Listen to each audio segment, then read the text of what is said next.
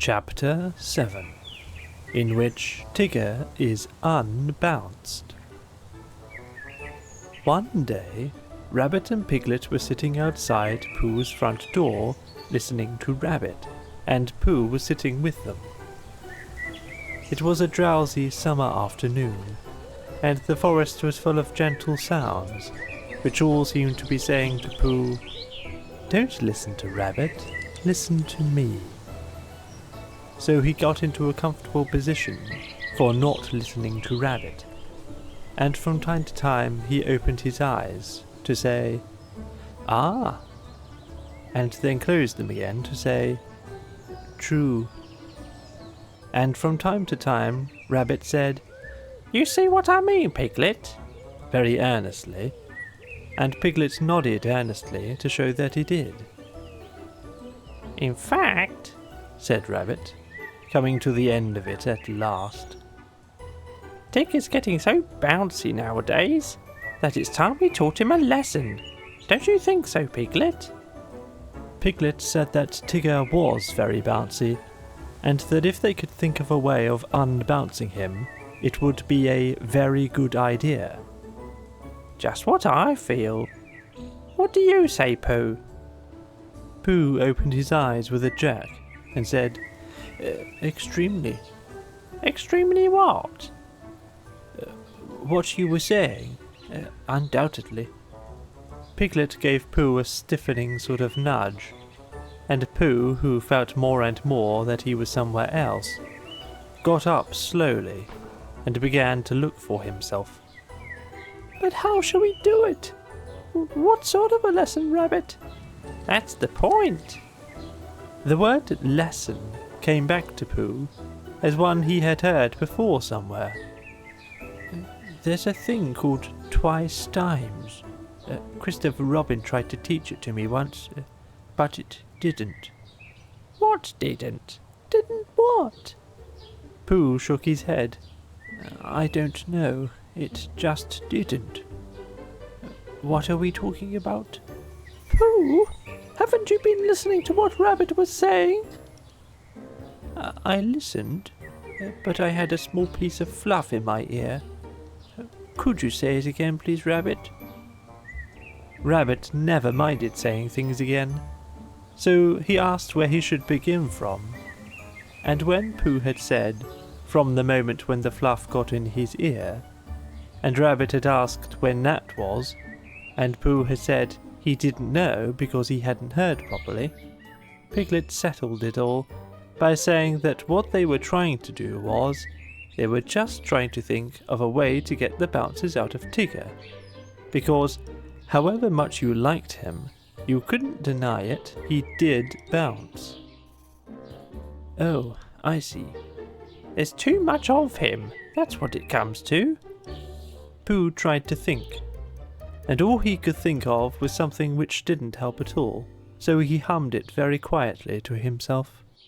"If Rabbit was bigger and fatter and stronger, or bigger than Tigger if Tigger was smaller, then Tigger's bad habit of bouncing at Rabbit would matter no longer if Rabbit was taller." "What was Pooh saying? Any good?" "No, no good." "Well, I've got an idea, and here it is. We take Tigger for a long explore somewhere where he's never been, and we lose him there, and the next morning we find him again, and mark my words, he'll be a different Tigger altogether." "Why?" "Because he'll be a humble Tigger, because he'll be a sad Tigger, a melancholy Tigger, a small and sorry Tigger, and 'Oh, Rabbit, I am glad to see you,' Tigger. That's why." "Will he be glad to see me and Piglet too?" "Of course." "Oh, that's good." "I should hate him to go on being sad." "Tiggers never go on being sad. They get over it with astonishing rapidity. I asked Owl just to make sure, and he said that that's what they always get over it with." But if we can make Tigger feel small and sad for just 5 minutes, we shall have done a good deed. Would Christopher Robin think so? Yes. He'd say, "You've done a good deed, Piglet. And I would have done it myself, only I happened to be doing something else. Thank you, Piglet. And Pooh, of course." Piglet felt very glad about this, and he saw at once that what they were going to do to Tigger was a good thing to do. And as Pooh and Rabbit were doing it with him, it was a thing which even a very small animal could wake up in the morning and be comfortable about doing. So the only question was, where should they lose Tigger? "We'll take him to the North Pole, because it was a very long explore finding it. So it will be a very long explore for Tigger unfinding it again." It was now Pooh's turn to feel very glad, because it was he who had first found the North Pole, and when they got there, Tigger would see a notice which said, "Discovered by Pooh. Pooh found it." And then Tigger would know, which perhaps he didn't know, the sort of bear Pooh was. That sort of bear. So it was arranged that they should start the next morning, and that Rabbit, who lived near Kanga and Roo and Tigger, should now go home and ask Tigger what he was doing tomorrow. Because if he wasn't doing anything, what about coming for an explore and getting Pooh and Piglet to come too? And if Tigger said yes, that would be all right. And if he said no, he won't. Leave it to me. The next day was quite a different day. Instead of being hot and sunny, it was cold and misty. Pooh didn't mind for himself, but when he thought of all the honey the bees wouldn't be making, a cold and misty day always made him feel sorry for them. He said so to Piglet when Piglet came to fetch him, and Piglet said that he wasn't thinking of that so much, but of how cold and miserable it would be being lost all day and night on the top of the forest. But when he and Pooh had got to Rabbit's house, Rabbit said it was just the day for them, because Tigger always bounced on ahead of everybody, and as soon as he got out of sight, they would hurry away in the other direction, and he would never see them again. "Not never. Well, not until we find him again, Piglet. Tomorrow, or whenever it is. Come on, he's waiting for us." When they got to Kanga's house, they found that Roo was waiting too, being a great friend of Tigger's, which made it awkward. But Rabbit whispered, "Leave this to me," behind his paw to Pooh, and went up to Kanga. "I don't think Roo had better come. Not today." "Why not?" said Roo, who wasn't supposed to be listening. "Nasty cold day," said Rabbit, shaking his head. "And you were coughing this morning." "How do you know?" "Oh, Roo, you never told me." "It was a biscuit cough, not one to tell you about." "I think not today, dear. Another day." "Tomorrow?" "We'll see." "You're always seeing, and nothing ever happens." "Nobody could see on a day like this, Roo. I don't expect we shall get very far, and then this afternoon Ah, Tigger, there you are. Come on. Goodbye, Roo. This afternoon we'll... Come on, Pooh. Already? That's right. Come on." So they went. At first, Pooh and Rabbit and Piglet walked together, and Tigger ran around them in circles. And then, when the path got narrower, Rabbit, Piglet and Pooh walked one after another, and Tigger ran round them in oblongs. And by, when the gorse got very prickly on each side of the path, Tigger ran up and down in front of them, and sometimes he bounced into Rabbit and sometimes he didn't. And as they got higher, the mist got thicker, so that Tigger kept disappearing, And then when you thought he wasn't there, there he was again, saying, "I say, come on!" And before you could say anything, there he wasn't. Rabbit turned round and nudged Piglet. "The next time, tell Pooh." "The next time," said Piglet to Pooh. "The next what?" Tigger appeared suddenly, bounced into Rabbit, and disappeared again. "Now," said Rabbit. He jumped into a hollow by the side of the path, and Pooh and Piglet jumped after him. They crouched in the bracken, listening. The forest was very silent when you stopped and listened to it. They could see nothing and hear nothing. "Hush! I am." There was a pattering noise, then silence again. "Hello!" And he sounded so close suddenly that Piglet would have jumped if Pooh hadn't accidentally been sitting on most of him. "Where are you?" Rabbit nudged Pooh, and Pooh looked about for Piglet to nudge, but couldn't find him. And Piglet went on breathing wet bracken as quietly as he could, and felt very brave and excited. "That's funny." There was a moment's silence, and then they heard him pattering off again. For a little longer they waited, until the forest had become so still that it almost frightened them. And then Rabbit got up and stretched himself. "Well, there we are, just as I said." "I've been thinking, and I think—" "No, don't. Run. Come on." And they all hurried off, Rabbit leading the way. "Now," said Rabbit, after they had gone a little way, "we can talk. What were you going to say, Pooh?" "Nothing much. Why are we going along here?" "Because it's the way home." "Oh." "I think it's more to the right. What do you think, Pooh?" Pooh looked at his two paws. He knew one of them was the right, and he knew that when you had decided which one of them was the right, then the other one was the left. But he could never remember how to begin. "Well..." "Come on, I know it's this way." They went on. 10 minutes later they stopped again. "It's very silly, but just for the moment of course. Come on." "Here we are," said Rabbit 10 minutes later. "No, we're not." "Now," said Rabbit 10 minutes later.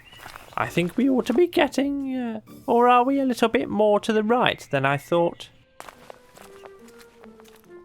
"It's a funny thing," said Rabbit 10 minutes later, "how everything looks the same in the mist. Have you noticed it, Pooh?" Pooh said that he had. "Lucky we know the forest so well, or we might get lost," said Rabbit half an hour later. And he gave the careless laugh which you give when you know the forest so well that you can't get lost. Piglet sidled up to Pooh from behind. "Pooh?" "Yes, Piglet?" "Nothing," said Piglet, taking Pooh's paw. "I just wanted to be sure of you." When Tigger had finished waiting for the others to catch him up, and they hadn't, and when he had got tired of having nobody to say, "I say, come on," to, he thought he would go home. So he trotted back, and the first thing Kanga said when she saw him was, "There's a good Tigger. You're just in time for your strengthening medicine." And she poured it out for him. Roo said proudly, "I've had mine." And Tigger swallowed his and said, "So have I." And then he and Roo pushed each other about in a friendly way. And Tigger accidentally knocked over 1 or 2 chairs by accident. And Roo accidentally knocked over one on purpose. And Kanga said, "Now then, run along." "Where shall we run along to?" You can go and collect some fir cones for me, said Kanga, giving them a basket. So they went to the 6 pine trees and threw fir cones at each other until they had forgotten what they came for, and they left the basket under the trees and went back to dinner. And it was just as they were finishing dinner that Christopher Robin put his head in at the door. Where's Pooh? Tigger dear, where's Pooh? Tigger explained what had happened at the same time that Roo was explaining about his biscuit cough, and Kanga was telling them not both to talk at once. So it was some time before Christopher Robin guessed that Pooh and Piglet and Rabbit were all lost in the mist on the top of the forest. It's the funny thing about Tiggers, whispered Tigger to Roo. How Tiggers never get lost. Why don't they, Tigger? They just don't. That's how it is. Well, said Christopher Robin, we shall have to go and find them, that's all. Come on, Tigger. I shall have to go and find them, explained Tigger to Roo. May I find them too? I think not today, dear. Another day. Well, if they're lost tomorrow, may I find them? We'll see. Roo, who knew what that meant, went into a corner and practiced jumping out at himself. Partly because he wanted to practice this, and partly because he didn't want Christopher Robin and Tigger to think that he minded when they went off without him. The fact is, we've missed our way somehow. They were having rest in a small sandpit on the top of the forest. Pooh was getting rather tired of that sandpit and suspected it of following them about, because whichever direction they started in, they always ended up at it. And each time, as it came through the mist at them, Rabbit said triumphantly, "Now I know where we are." So do I. Piglet said nothing. He had tried to think of something to say, but the only thing he could think of was, "Help, help." And it seemed silly to say that when he had Pooh and Rabbit with him. "Well," said Rabbit, after a long silence, in which nobody thanked him for the nice walk they were having, "we'd better be getting on, I suppose. Which way shall we try?" How would it be if, as soon as we were out of sight of this pit, we tried to find it again? What's the good of that? Well, we keep looking for home and not finding it. So I thought that if we looked for this pit, we'd be sure not to find it, which would be a good thing, because then we might find something we weren't looking for, which might just be what we were looking for really. I don't see much sense in that. No, there isn't. But there was going to be when I began it. It's just that something happened to it on the way. If I walked away from this pit, and then walked back to it, of course I should find it. Well, I thought perhaps you wouldn't. I just thought. Try! We'll wait here for you. Rabbit gave a laugh to show how silly Piglet was, and walked into the mist. After he had gone 100 yards, he turned and walked back again. And after Pooh and Piglet had waited 20 minutes for him, Pooh got up. I just thought. Now then, Piglet, let's go home. But Pooh, do you know the way? No, but there are 12 pots of honey in my cupboard, and they've been calling to me for hours. I couldn't hear them properly before, because Rabbit would talk. But if nobody says anything except those 12 pots, I think, Piglet, I shall know where they're calling from. Come on. And they walked off together. And for a long time Piglet said nothing, so as not to interrupt the pots. And then suddenly he made a noise, and an noise, because now he began to know where he was, but he still didn't dare to say it out loud, in case he wasn't. And just when he was getting so sure of himself that it didn't matter whether the pots went on calling or not, there was a shout from in front of them. Hello? And out of the mist came Christopher Robin. Oh, there you are, said Christopher Robin carelessly, trying to pretend that he hadn't been anxious. Here we are. Where's Rabbit? I don't know. Oh, well, I expect Tigger will find him. He's sort of looking for you all. Well, I've got to go home for something, and so has Piglet, because we haven't had it yet, and I'll come and watch you. So he went home with Pooh, and watched him for quite a long time. And all the time he was watching, Tigger was tearing round the forest, making loud yapping noises for Rabbit. And at last, a very small and sad rabbit heard him, and the very small and sorry rabbit rushed through the mist at the noise, and it suddenly turned into Tigger, a friendly Tigger, a grand Tigger, a large and helpful Tigger, a Tigger who bounced if he bounced at all, in just the beautiful way that a Tigger ought to bounce. Oh, Tigger, I am glad to see you. The end.